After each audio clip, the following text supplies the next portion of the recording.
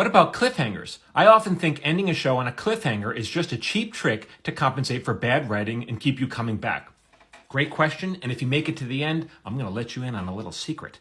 But first you have to understand that there are two different kinds of shows, episodic and serialized. So an episodic show means the episodes can be watched, they're standalone. They can be watched in any order and you'll know what's still going on. Even if you miss a couple episodes, you can still enjoy the show. Serialized means the show is intended to be watched in a particular order, one after the other, and if you miss one, you might be lost, which is why they often start those shows with previously on The Handmaid's Tale. Then they catch you up to speed, and now you know what's going on. Now that so many shows have moved to streamers, the streamers often want you to make the shows bingeable, which means ending each episode on a cliffhanger so that you keep watching and coming back, right? Now, as writers, we're happy to make the streamers happy. You know, they need to make money. We want them to make money so that they continue employing us, right? That's how we make our living. One way to make a show bingeable is by ending every episode on a cliffhanger.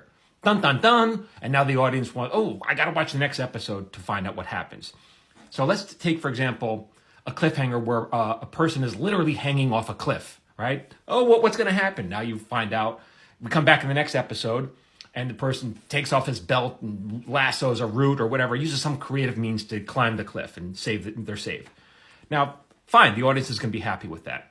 But let's say instead you come back and they're hanging on a cliff. Now you pull out to reveal the cliff is only 6 feet tall and they just jump to safety. In that case, the audience is going to feel jerked around, right? You do that too many times and they're going to stop watching. Now, here's a secret. Even in episodic shows, we have cliffhangers.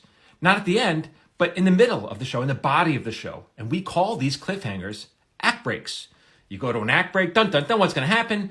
You go to commercial, you sell your toilet paper. We want these people to come back and continue watching, right? We don't want them to change the channel. So we put that little mini cliffhanger in there. They come back, they enjoy the rest of the show.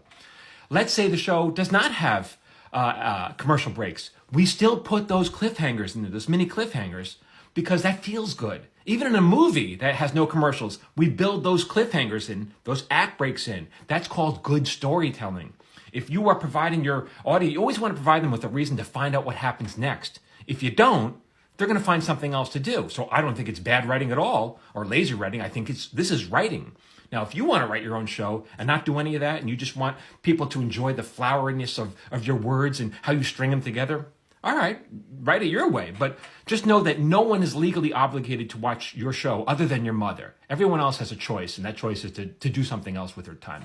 Great question. Thank you for asking. For more, get on my free newsletter. I send out tips like this once a week. The link is in my profile.